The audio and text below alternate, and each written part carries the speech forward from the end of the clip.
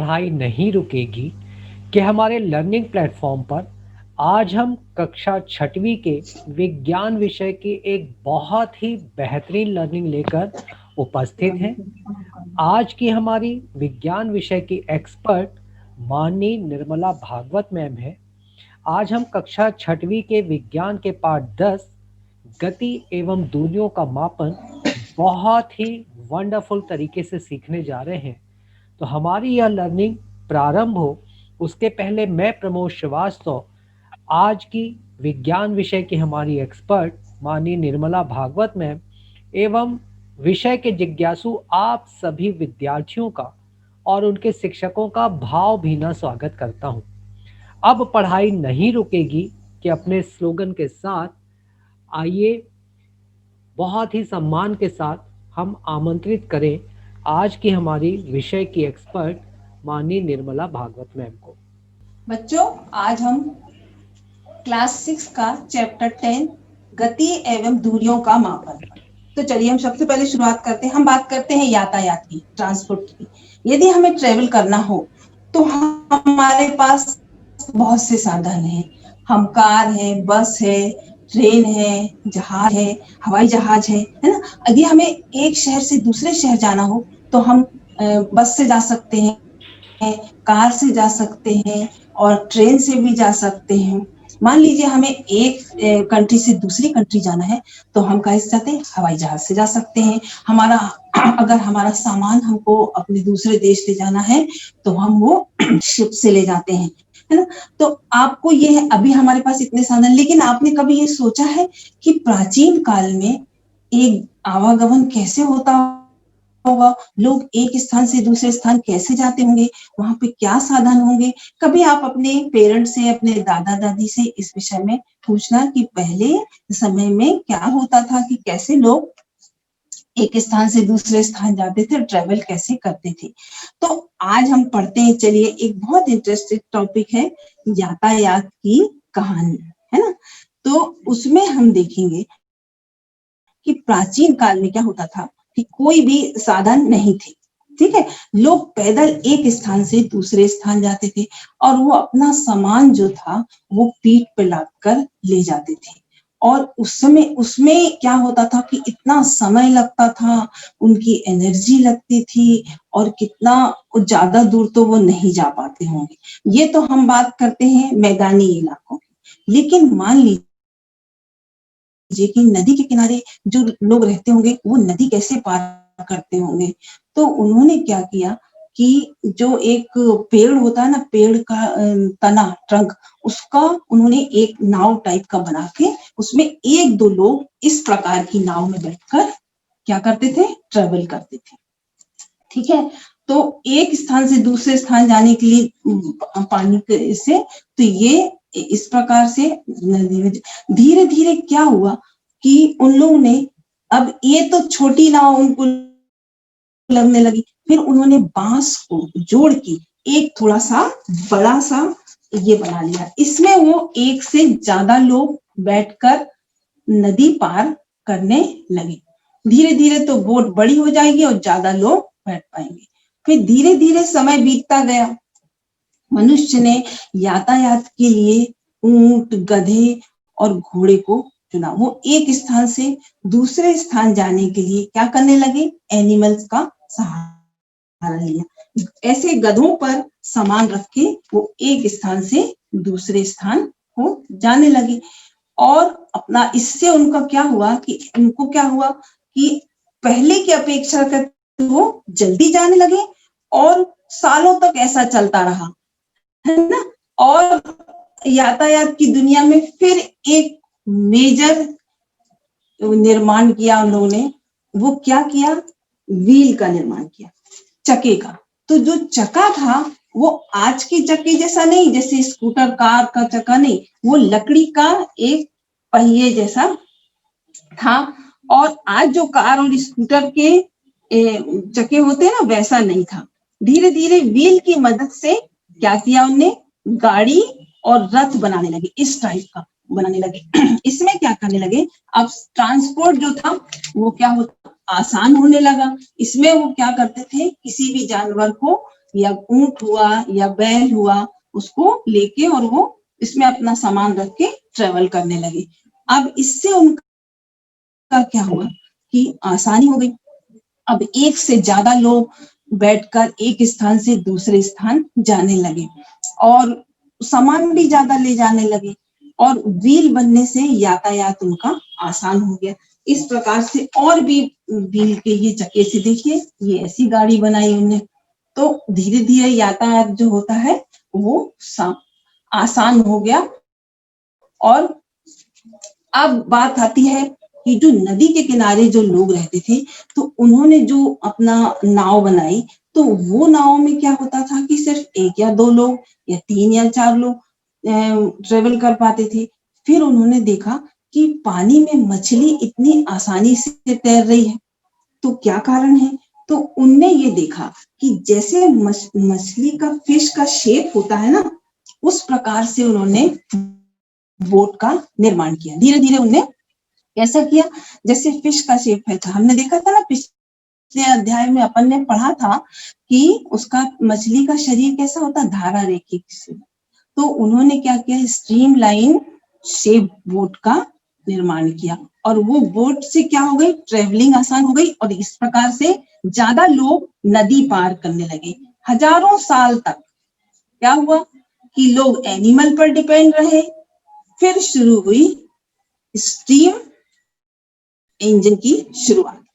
तो steam engine की शुरुआत हुई तो इसमें क्या करा उन्होंने, अभी तक तो था कि वो पैदल चलते थे, फिर उसके बाद उन्होंने क्या किया, जानवरों का सहारा लिया। उसके बाद क्या हुआ, चक्के का निर्माण किया।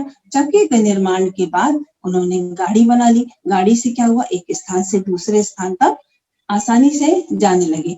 फिर धीरे से क्या किया, एक स्टीम इंजन की का निर्माण किया। तो आज हम अपनी कार बाइक चलाते हैं तो हमको क्या आवश्यकता पड़ती है, फ्यूल की आवश्यकता पड़ती है। किसी कोई की गाड़ी डीजल से चल रही है, किसी की पेट्रोल से चल रही है, लेकिन उस समय उन्होंने क्या किया कि स्टीम से इंजन को चलाने का किया। तो इसका मैंने ये बनाया है, देखो क्या किया उन्होंने कि ये स्टीम को एक टैंक में पानी लिया, उसके नीचे कोयला जलाया और कोयला जलाने से क्या हुआ, पानी को बॉईल हुआ और बॉईल होने से स्टीम को क्या किया, इकट्ठा किया। ठीक है, और इकट्ठी स्टीम इकट्ठा होने से इंजन जो है वो रन करता था। और अब स्टीम इंजन की डिस्कवरी होने के बाद क्या हुआ कि स्टीम इंजन ट्रेन का भी निर्माण हुआ। तो ये है स्टीम इंजन ट्रेन। ये देखिए स्टीम इंजन ट्रेन का निर्माण हुआ। अब स्टीम इंजन ट्रेन के साथ साथ क्या होता था कि एक और ये बस स्टीम की ऐसे स्टीम के इंजन से ऐसे भी साधन तैयार किए उन्हें और उन्हें चलाना किया। इसके बाद एक और वो हुआ, निर्माण किया कि सन 1903 में राइट ब्रदर्स ने अपना पहला एरोप्लेन का निर्माण किया।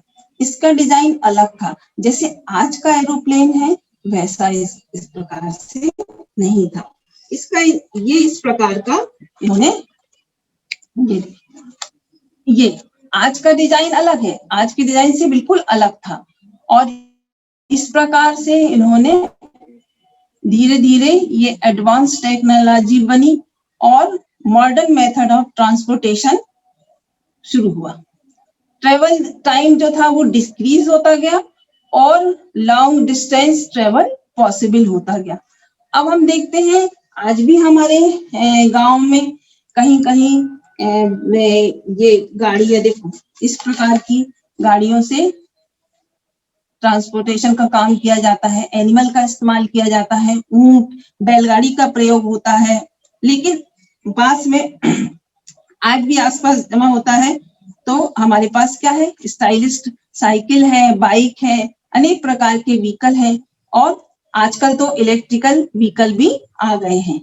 अब हम पब्लिक ट्रांसपोर्ट की बात करें तो हम रिक्शे में जा सकते हैं, ऑटो रिक्शे में जा सकते हैं, और बहुत ज्यादा ट्रांसपोर्ट के लिए हम क्या करते हैं कि हमको जब बहुत दूर जाना है तो हम ये ट्रेन से जाते हैं। ये ट्रेन देखा है आपने, लंबी दूरी करने के लिए हम ट्रेन का इस्तेमाल करते हैं। और माल जो हमारा जो ज्यादा सामान इधर से उधर हमको पहुंचाना है तो मालगाड़ी है। अब ट्रेडिशनल ट्रेन से हटकर लग्जरी ट्रेन भी आ गई हैं, है ना। बड़ी बड़ी सिटीज में क्या होता है, मेट्रो ट्रेन है। ये देखिए, बड़ी सिटी में ये मेट्रो ट्रेन आ गई है ना। और अब हम देखते हैं कि हमारा ट्रांसपोर्टेशन सिस्टम कितना डेवलप हो गया है और ट्रेवलिंग कितनी आसान हो गई है। अब हम इसके बाद हमने बुलेट ट्रेन भी बन गई है। ये देखिए, ये बुलेट ट्रेन है ना। इंडिया में अभी नहीं है, 3-4 सालों में आ जाएगी।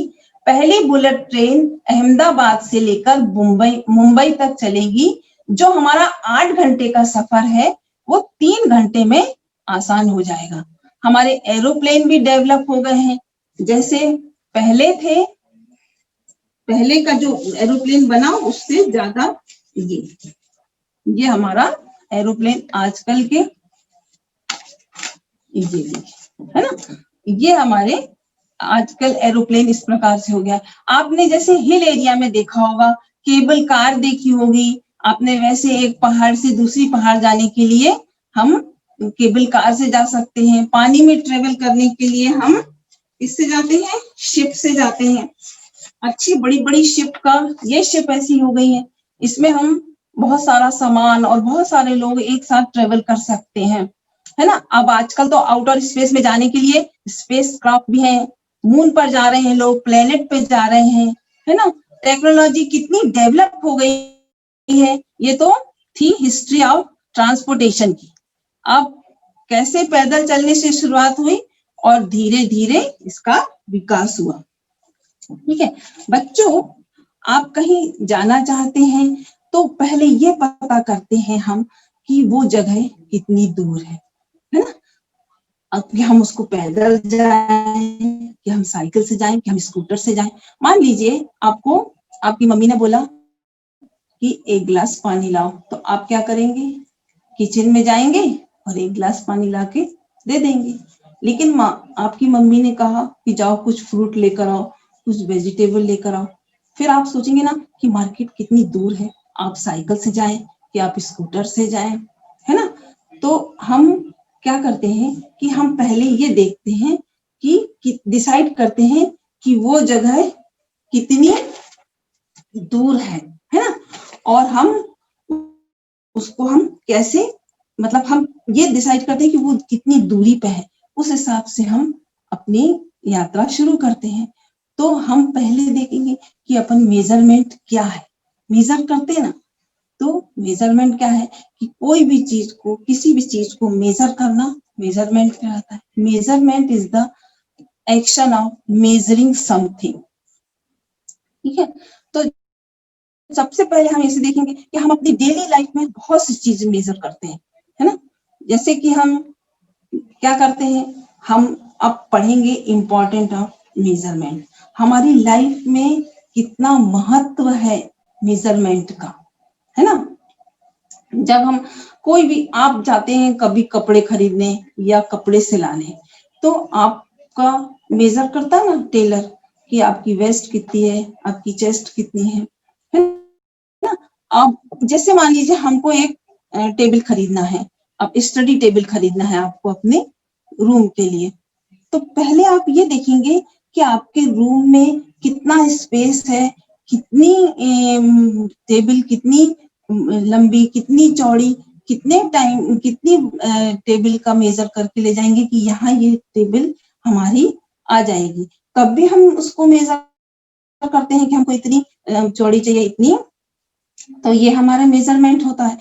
फिर इसी प्रकार हम कितनी चीजों का मेजर करते हैं, हम अपनी बॉडी का टेम्परेचर मेजर करते हैं, हम अपने एटमॉस्फेयर का भी टेम्परेचर करते हैं। अभी तो ठंड है ना, आज कितनी ठंड है, कल क्या था। और फिर जब आप अपना वेट भी मेजर करते हैं और आप अपनी हाइट का भी करते हैं कि हम उनसे आपके अपने साथी से कंपेयर करते हैं कि वो हमसे कितना लंबा है, आप उससे कितने छोटे हैं, है ना। बॉडी टेम्परेचर भी वो करते हैं। तो लाइफ में मेजरमेंट का कितना महत्व है ना, हम इसको देखते हैं। तो आपने देखा कि मेजरमेंट हमारी लाइफ का एक हिस्सा है। हम शुरुआत से ही करते हैं कि, तो अब ये भी देखते होंगे आप कि हम टाइम को भी देखते हैं। टाइम, अब हम सुबह कितने बजे स्कूल जाते हैं, हम अपने स्कूल कितने बजे पहुंचते हैं, स्कूल से छूटते हैं तो हम कितने टाइम होते हैं, तो हम टाइम का मेजरमेंट कहते हैं। अब हम देखेंगे कि पुराने समय पे लोग कैसे मेजर करते थे। उस समय कोई स्केल नहीं था, और कोई मान लीजिए कैसे वो किसी भी चीज को मेजर करते होंगे, ये देखते हैं, है ना। जैसे कि अभी तो हम बता देते हैं कि ये 30 सेंटीमीटर ये है, ये 40 सेंटीमीटर हमको। तो उस समय लोग जो क्या करते थे ये हम देखेंगे, है ना, कि उस समय क्या करते थे लोग जो थे कि अपने हाथों से इस प्रकार से, हम बता रहे हैं मेजर करने का एक तरीका। ये अंगूठे से लेकर उंगली तक हाथों को खींचकर वो नापते थे। इसको कहते हैं बलिष्ठ से नापना। ये वस्तु कितने बलिष्ठ है, इस तरह से वो मेजर करते थे। इसी प्रकार हम अपने उस समय वो लोग पैरों से, फुट स्टेप से भी कमरे की लंबाई चौड़ाई आदि को मेजर करते थे। इसी तरह कोहनी से लेकर अंगुली तक की लंबाई को वो हाथ कहते थे।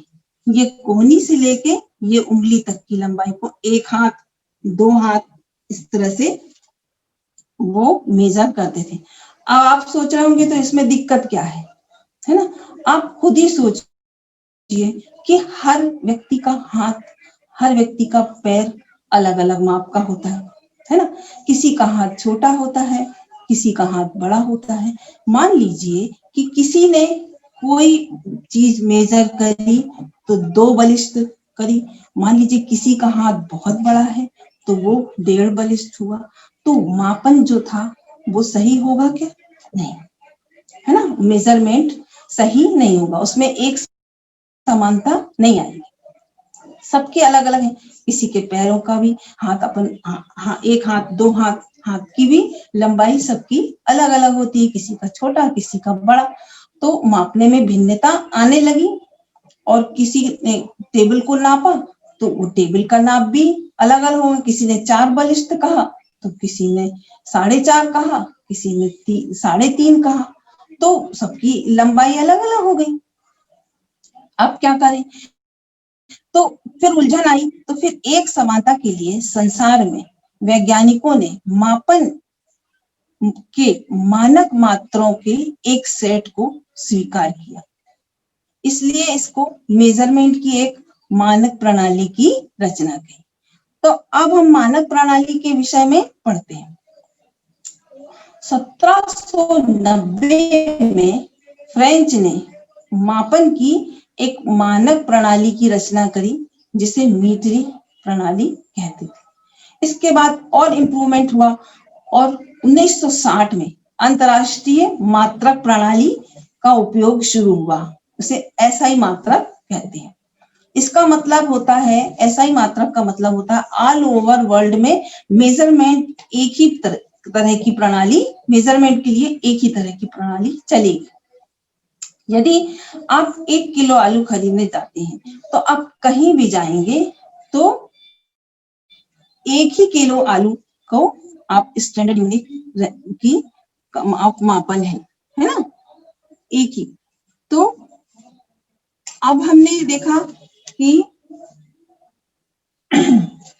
मेजरमेंट का देख लिया आपने, है ना। तो हम जब 1 किलो आलू खरीदने जाएंगे तो हमको हर जगह का जो है वो 1 ही किलो आलू उतना ही मिलेगा। तो आप मान लीजिए कि आपने 5 मीटर कपड़ा लेना है तो किसी भी जगह जाएंगे आप, चाहे दिल्ली चले जाएं या बॉम्बे चले जाएं या ऑस्ट्रेलिया चले जाएंगे, तो आप देखेंगे कि एक पर्टिकुलर लेंथ का ही कपड़ा 5 मीटर, सब जगह 5 मीटर एक सा ही मिलेगा, क्योंकि आपने 5 मीटर कहा, 5 मीटर कहा तो मीटर एक सा ही है, जो कि स्टैंडर्ड यूनिट है ना। तो अब हम देखते हैं कि ये जो कंफ्यूजन चल रहा था वो दूर हो गया कि किसी का 4 हाथ कपड़ा, किसी का 5 हाथ कपड़ा, किसी का 2 हाथ कपड़ा, ये मापन सही नहीं हो रहा था। इसलिए जो अंतरराष्ट्रीय मात्रक प्रणाली थी उसके साथ जो है SI बेसिक यूनिट है। ठीक है, तो हम 3 इकाई पढ़ेंगे। सबसे पहले हम पढ़ेंगे लंबाई का मात्रक क्या है, मीटर, इसको स्मॉल m से प्रदर्शित करते हैं। और भार का मात्रक क्या है, किलोग्राम, जिसको कि केजी लिखते हैं। और समय का मात्रक क्या है, सेकेंड, वो हम स्मॉल से। अभी हम 3 ही पढ़ेंगे। सबसे पहले हम बात करेंगे कि मीटर की लंबाई की इकाई। मीटर जो है लंबाई की इकाई है, इसे हम m से प्रदर्शित करते हैं। ठीक है, अब हम ये देखते हैं कि 1 मीटर में कितने सेंटीमीटर होते हैं। तो 1 मीटर में 100 सेंटीमीटर है ना। तो एक सेंटीमीटर में कितने मिलीमीटर होते हैं, तो ये हमने देखा है, यहां से लेके यहां तक हुआ अपना 1 सेंटीमीटर। इसमें हम देखेंगे कितने हैं, आप यहाँ ध्यान से देखिए कितने खंड हैं, 1 2 3 4 5 6 7 8 9 10। तो 1 मिलीमीटर, 1 सेंटीमीटर में 10 मिलीमीटर होते हैं। तो हम ये कह सकते हैं कि 1 मिलीमीटर बराबर 1 सेंटीमीटर बराबर 10 मिलीमीटर और 100 सेंटीमीटर बराबर 1 मीटर। अब क्या होगा कि 1 मीटर की लंबाई को हमको नापना है, तो उसमें कितने सेंटीमीटर है, 100 सेंटीमीटर। अब हम कह सकते हैं कि 1 सेंटीमीटर होता है 10 मिलीमीटर के बराबर, और 10 मिलीमीटर मिलकर 1 सेंटीमीटर बनाते हैं। तो हमारे पास जो स्केल होते हैं ये देखिए, 1 से लेके 15 सेंटीमीटर तक रहता है। मान लीजिए और स्केल रहते हैं जिसमें 1 से लेके 30 सेंटीमीटर तक भी रहता है ना। तो अब हमको क्या नापना है कि हम टेलर के पास भी जाते हैं, तो टेलर के पास ये रिबन ये रहता है, ये टेप रहता है, इससे नापते हैं। ये अब लंबी दूरी नापने के लिए मीटर एक सुविधाजनक मात्रक नहीं है। इसके लिए हमें बड़े मात्रक को परिभाषित करने के लिए हमको क्या करेंगे, किलोमीटर कहते हैं। तो अब हम धीरे धीरे देखेंगे कि हमने देखा कि 10 मिलीमीटर बराबर हमारा 1 सेंटीमीटर हुआ, और 100 सेंटीमीटर बराबर हमारा 1 मीटर हुआ, है ना। अब हम ऐसे ही 1 मीटर 1 मीटर 1 मीटर करते 1000 टाइम, मतलब 1000 बार यदि हम मीटर जोड़ेंगे तो हम कितने जाएंगे, 1 किलोमीटर। तो आप जब 1000 बार 1 मीटर को जोड़ते हैं तो वो लेंथ कितनी होगी, 1 किलोमीटर। तो आप अब अच्छे से समझ गए होंगे कि 1 सेंटीमीटर बराबर 10 मिलीमीटर, जो हमने यहाँ आपको बताया। ठीक है, और 100 सेंटीमीटर बराबर 1 मीटर, और 1000 मीटर बराबर 1 किलोमीटर। तो ये हुई लेंथ की बात। अब हम बात करते हैं किलोग्राम। किलोग्राम SI मात्रक भार का है। तो यदि आप दुकान में जाएंगे और कहेंगे कि हमको आधा किलो आलू चाहिए, तो वो आधा किलो आलू तो देगा, है ना। आधा किलो आलू कितना होगा, वो 500 ग्राम होगा, क्योंकि 1 किलोग्राम में 1000 ग्राम होते हैं, और आधा किलो में कितने होंगे, 500 ग्राम। ठीक है, इसी प्रकार हम SI मात्रक समय की बात करें तो 1 मिनट में 60 सेकेंड होते हैं, और 1 सेकेंड में 1/60। तो बच्चों तो अब अच्छे से समझ गए होंगे कि दैनिक जीवन में विभिन्न प्रकार के मापन युक्तियों का हम प्रयोग करते हैं। लंबाई नापने के लिए हम मीटर पैमाने का प्रयोग करते हैं, वहीं दर्जी जो है ये फीते का उपयोग करते हैं, और व्यापारी जो होते हैं वो कपड़े के व्यापारी जो होते हैं वो छड़ मीटर का प्रयोग करते हैं। और जब हमको नापना होता है तो हम ये मेजर करना होता है किसी चीज का, तो हम इसका भी प्रयोग करते हैं, है ना। लंबाई चौड़ाई नापने के लिए ये भी हमारा मीटर है ना। तो अब हम जब देखते हैं कि लंबाई को नापते समय हमारी जो है कौन सी सावधानियां रखनी चाहिए। जब हम लंबाई नापते हैं तो हमें क्या सावधानियां रखना चाहिए। जब कोई चीज को हम मेजर करते हैं तो ये चित्र में हम बता रहे हैं ये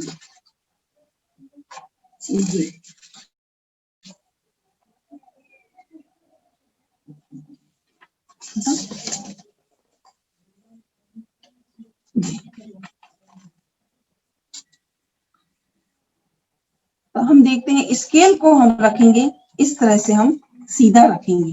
किसी को भी लंबाई नापने के लिए हम कैसे रखते हैं, स्केल को हम सीधा रखते हैं और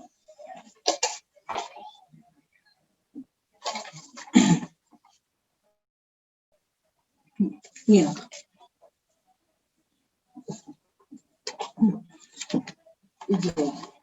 अभी हम मान लीजिए कि हम पाठ्यांक देखते हैं कि कुछ पैमानों के सिरे टूट जाते हैं। ये जैसे स्केल है, ये हो गया स्केल, इसका यदि हमको मेजर करना है और हमारे को स्केल कहाँ चला है, ये देखिए आप, यहाँ से इसको यहाँ से शुरू किया है, हमने नापना है तो इधर से नाप रहे हैं, स्केल कहाँ चला है,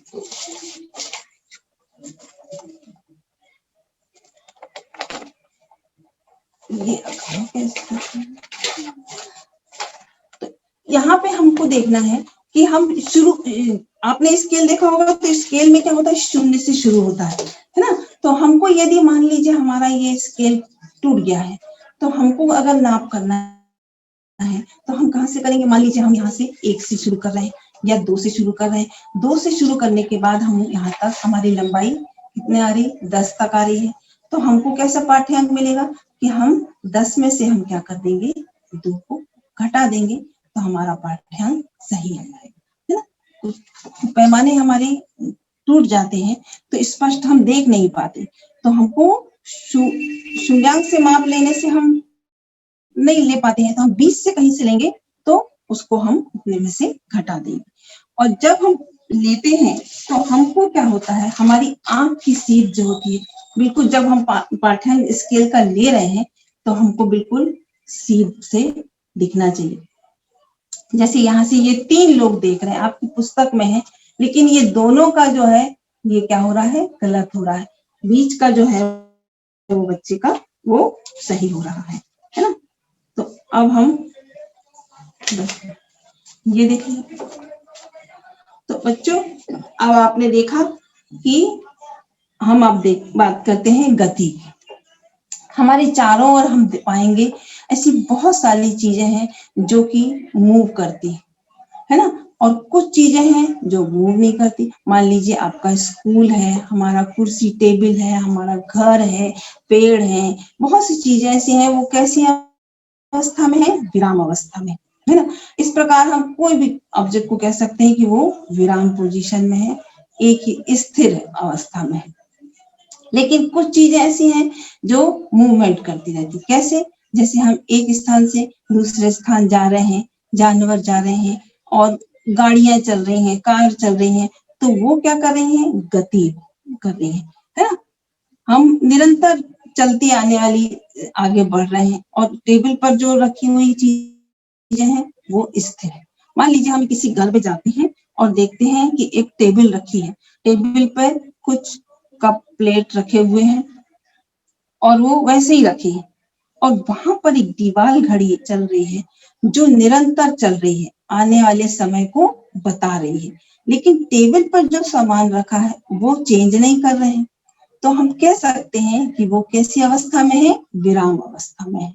ऐसे बहुत सारे ऑब्जेक्ट्स हैं जो क्या है, गति करते हैं, और कुछ हम कह सकते हैं कि जो एक जगह बैठे हैं तो उनकी पोजीशन चेंज नहीं हो रही, तो वो क्या है, विराम अवस्था में है। तो हम यदि घूम रहे हैं, हम चल रहे हैं, तो हमारी पोजीशन चेंज हो रही है, तो हम कह सकते हैं कि हम गति कर रहे हैं। हमारे चारों ओर हम देखते हैं कि गाड़ी आ रही है, लोग चल रहे हैं, सूर्य निकल रहा है, पृथ्वी भी सूर्य का चक्कर लगा रही है। कोई कार थोड़ी देर पहले यहाँ थी, थोड़ी देर बाद वहां चली गई, वो गति कर रही है। यही कार आगे जाके खड़ी हो गई, तो हम कह सकते हैं कि वो विराम अवस्था में है, अब वो गति नहीं कर रही। वो अगर ये चल पड़ेगी तो हम कहते हैं कि वो गति कर रही है। तो हम अब पढ़ेंगे अब गति की, विभिन्न प्रकार की गतियों के बारे में हम पढ़ेंगे।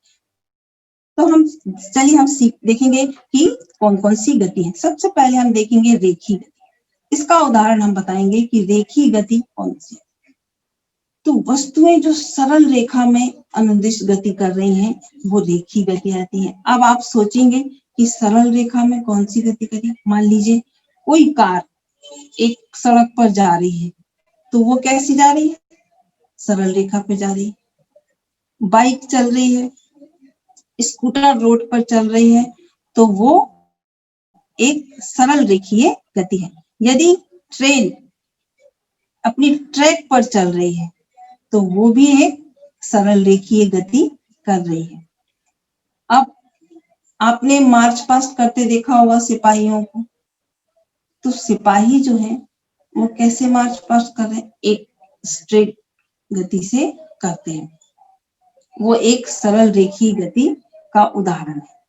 यदि कोई व्यक्ति सड़क पर दौड़ रहा है, तो वो भी एक सरल रेखीय गति का उदाहरण है ना। अब आप जब फिसल पट्टी पे फिसलते हैं, सब बच्चे बचपन में खेलते हैं ना, तो जो फिसल पट्टी में जब अपन फिसलते हैं, तो वो कौन सी गति कहलाती है, एक सरल रेखीय ही गति कहलाती है ना। और एक और है, लिफ्ट देखिए ना आपने, लिफ्ट से हम क्या करते हैं, ऊपर जाते हैं, तो एक सरल रेखीय गति कहलाती है वो भी। और ऐसे बहुत से उदाहरण हैं कि जो वस्तुएं एक सरल रेखा में अनुदेशित गति कर रही हैं, वो इस प्रकार की गति को हम सरल रेखीय गति कहते हैं। दूसरी गति है वर्तुल गति। इसको समझने के लिए हम एक वो करते हैं, हमने इसको एक पत्थर को एक हम धागे से बांधेंगे, ठीक है, और हम इसको धागे को हम घुमाएंगे, तो देखेंगे हम, ये देखिए, ये दिख रहा है, ये जो धागा जो है वो पत्थर एक वृत्तीय पथ पर गति कर रहा है। ये एक ऐसा मोशन है जिसमें ऑब्जेक्ट जो होता है सर्कुलर पथ पर मोशन करता है। देखिए ये एक सर्कुलर पथ बन रहा है और इस पर ये मोशन कर रहा है। ठीक से देखो, ये ऑब्जेक्ट्स है जो एक सर्कुलर, ये सर्कुलर है, इस पे वो क्या कर रहा है, मोशन कर रहा है। तो ये कौन सी गति कहलाती है, ये वर्तुल गति है कहलाती है। आपने कभी भी करा होगा, एक पत्थर को अगर हम बांध के और ऐसा घुमाते हैं, तो देखिए वर्तुल गति कहती है। और भी वर्तुल गति के बहुत से उदाहरण हैं, हम वो भी देखते हैं, है ना। जैसे कि आप देखेंगे कि चंद्रमा पृथ्वी का चक्कर लगा रहा है, वो भी एक वर्तुल गति का उदाहरण है। दूसरा, पृथ्वी भी सूर्य का चक्कर लगा रही है, तो वो भी एक वर्तुल गति का उदाहरण है। और सोचिए और क्या हो सकता है। तो पंखा देखा आपने, पंखा कैसे चलता है, सीलिंग फैन, तो उसकी जो ब्लेड है वो किसका उदाहरण है, वर्तुल गति का उदाहरण है। ब्लेड इसी प्रकार से चलती है। और आपने घड़ी के सेकंड के कांटे भी देखे होंगे कि वो भी सर्कुलर मोशन करते हैं। घड़ी के कांटे, सेकंड का कांटा भी इसलिए सेकंड का बताया कि वो तेजी से चलता है। ये देख लीजिए। अब तीसरी गति है आवृत्ति। आवृत्ति गति, इसका भी उदाहरण हम आपको दिखाएंगे। आवृत्ति गति ऐसी गति जिसमें एक ऑब्जेक्ट या उसका कोई पार्ट अपनी गति को रिपीट करता है एक निश्चित समय के बाद।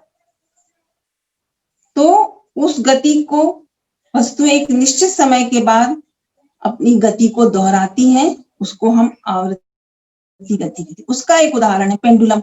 ये हमारे पास पेंडुलम है, यहाँ ध्यान से देखिए। अब हम इसको कर रहे हैं तो वो इधर जा रहा है, फिर बीच में देखिए, है ना। ऐसी गति जिसमें एक ऑब्जेक्ट या कोई पार्ट उसकी गति को रिपीट करता है। एक निश्चित समय पर क्या होता है कि गति के बाद अपनी गति को दोहराती है। इसका उदाहरण हो गया पेंडुलम। और सिलाई मशीन। सिलाई मशीन आपने देखी होगी कि जो कपड़े सिलने की मशीन है तो उसमें जो सुई है वो क्या करती है, ऊपर नीचे बार बार एक ही पोजीशन को दोहराती है ना। तीसरा है, एक और उदाहरण हमारे पास है झूले का। देखिए झूला, झूला जो है ये भी आवृत्ति गति का उदाहरण है। ये झूला देखिए,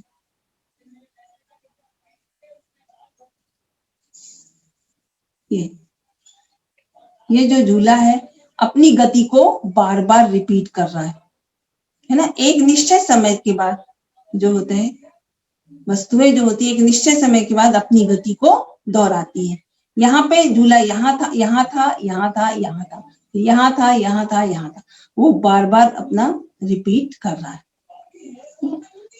ये एक झूला उदाहरण हो गया।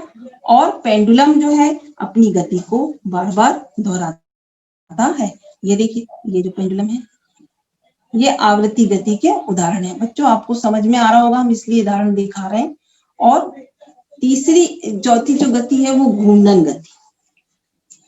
अब घूर्णन गति से एक ऐसा मोशन होता है जिसमें ऑब्जेक्ट जो होता है अपने ही अक्ष पर घूमता है। तो सबसे पहले हमारा ध्यान किस में जाता है? सबसे पहले हम देखते हैं कि पृथ्वी अपने अक्ष पर घूमकर दिन रात बना रही है ना।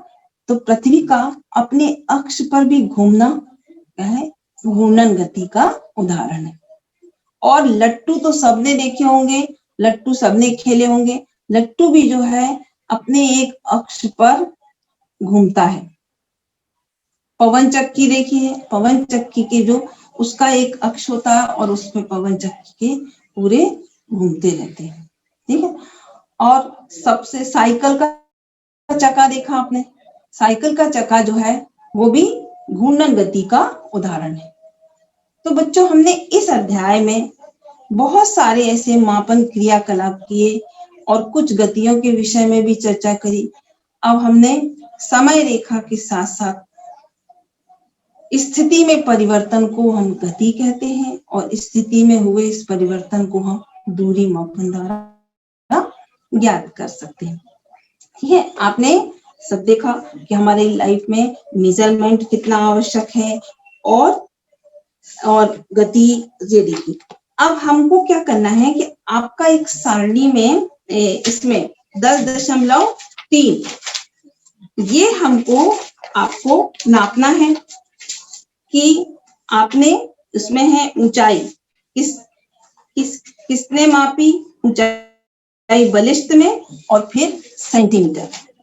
तो हम जो एक वस्तु कोई भी, आप अपनी पुस्तक ले लें, कॉपी ले लें या अपना टेबल ले लें, उसको हमको पहले काहे में नापना है, बलिष्ठ में नापो, फिर उसको आप सेंटीमीटर में नापो। तो आपको ये 10.3 ऊंचाई का मापन वाला ये सारणी फिल करना है। एक मेज की चौड़ाई मापन करना है, उसमें आपको मेज की चौड़ाई आपने कैसे नापी, बलिष्ठों की संख्या, है ना। और उसी प्रकार आपको अपनी कक्षा की भी लंबाई, यदि कक्षा में अभी आप स्कूल नहीं जा रहे हैं तो आप अपने घर में भी अपना नाम लिखें इसमें, और कक्षा की अपने कमरे की लंबाई और चौड़ाई को नापना है। ये आपको 10.1 और 10.2 और 10.3 ये करना है, ठीक है। तो और एक और है 10.4, ये पुस्तक में दी हुई है आपकी। ये सारणी को हमको क्या करना है, विराम में वस्तुएं और गतिशील वस्तुएं दोनों। आपको विराम वस्तुएं कौन कौन सी है वो देखना है। हम अपने घर में देखेंगे कि कौन कौन सी वस्तुएं विराम है। हमारा घर है, हमारी मेज है, हमारी घड़ी है, हमारा जो भी सामान रखा हुआ है वो विराम में है। और जो गतिशील कर रही वस्तुएं वो कौन कौन सी हैं? गतिशील वस्तुएं हैं कौन सी, चिड़िया उड़ रही है ना, घड़ी की सेकंड की सुइयां चल रही हैं, है ना, कार जा रही है, साइकिल आ रही है, तो वो ये गतिशील वस्तु। तो इसकी एक आपको चार्ट सारणी में बना के आपको इसको भरना है, ठीक है। और इसके बाद कुछ प्रश्न हैं, उनको आपको पुस्तक के जो प्रश्न है अभ्यास है वो करना है, कुछ खाली स्थान भरना है। देखिए 1 मीटर में कितने सेंटीमीटर होते हैं? अभी मैंने आपको बताया कि 1 मीटर में 100 सेंटीमीटर होते हैं। 5 किलोमीटर में कितने मीटर होते हैं? हमने क्या बताया कि 1 किलोमीटर में कितने मीटर होते हैं? 1000 मीटर होते हैं। तो 5 किलोमीटर में कितने किलोमीटर होंगे बताइए? ये आप फिल करेंगे अपनी कॉपी में। फिर कि झूले पर बच्चे की गति कौन सी गति कहलाती है, इसको आपको भरना है। अभी आपने देख लिया है ना। और सिलाई मशीन में सुई की गति कैसी होती है, कौन सी गति होती है सुई की ऊपर नीचे, अभी मैंने बताई। और साइकिल के पहिए की गति कौन सी होती है, ये आपको करना है। और उसके बाद आपको पग और कदम का उपयोग करके लंबाई के मानक मात्र के रूप में क्यों नहीं किया जाता, इस प्रश्न का उत्तर देना है कि हम पग और कदम से हम लंबाई को मानक मात्र क्यों नहीं मानते हैं, इसका उत्तर आपको करना है। और आपको ये खाली स्थान भरना है। और मुझे लगता है कि अब ये पार्ट आपको समझ में आ गया होगा अच्छे से, और आप इसका क्वेश्चन आंसर कर लेंगे, ठीक है। और अब हम अगली बार फिर आएंगे एक नए अध्याय को लेकर, ठीक है।